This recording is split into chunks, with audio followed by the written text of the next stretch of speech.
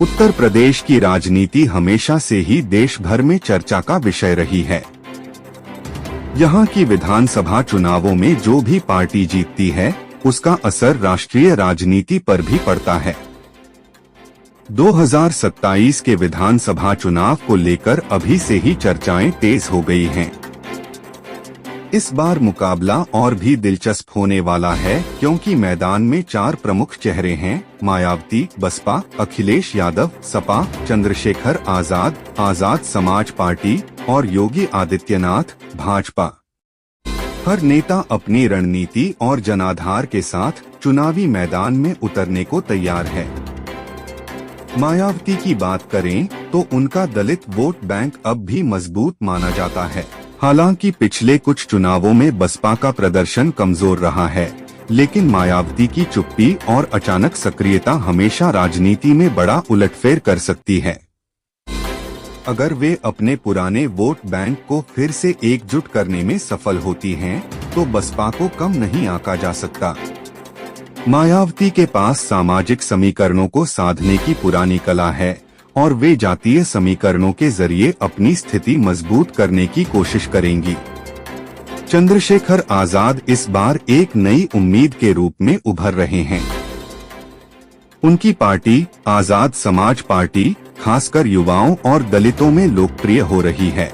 चंद्रशेखर की छवि एक संघर्षशील और जुझारू नेता की है, जो सीधे जनता से जुड़ने में यकीन रखते हैं। हालांकि उनकी पार्टी का जनाधार अभी सीमित है, लेकिन वे गठबंधन की राजनीति में किंगमेकर की भूमिका निभा सकते हैं। अगर वे सही रणनीति अपनाते हैं, तो कुछ सीटों पर असर डाल सकते हैं। योगी आदित्यनाथ और भाजपा की बात करें तो वे सरकार में रहते हुए विकास, कानून व्यवस्था और हिंदुत्व के मुद्दों को लेकर जनता के बीच जाएंगे। योगी की छवि एक मजबूत प्रशासक की है, जिन्होंने अपराध और माफिया पर सख्ती दिखाई है।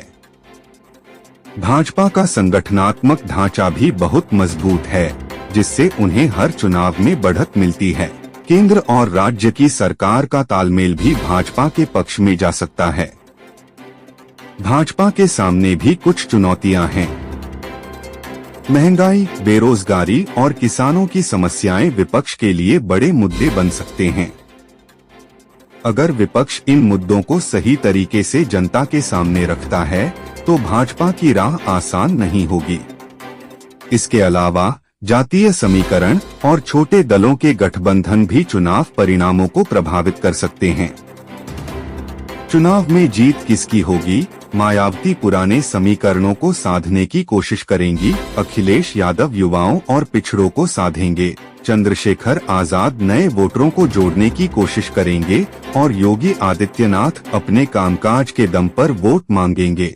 जनता किसे अपना विश्वास देती है, यह चुनाव के नतीजे ही बताएंगे। राजनीति में कब कौन सा समीकरण बदल जाए, कहना मुश्किल है। जनता का मूड चुनाव के नजदीक आने पर ही साफ हो पाएगा। फिलहाल तो सभी नेता और पार्टियां अपनी अपनी तैयारियों में जुटी हुई हैं। अंत में उत्तर प्रदेश का चुनाव हमेशा अप्रत्याशित रहा है। यहाँ की जनता कभी भी किसी एक पार्टी को लगातार मौका नहीं देती। इस बार भी मुकाबला कड़ा और दिलचस्प होगा। कौन जीतेगा, इसका फैसला जनता ही करेगी, लेकिन इतना तय है कि 2027 का चुनाव उत्तर प्रदेश की राजनीति की दिशा और दशा तय करेगा।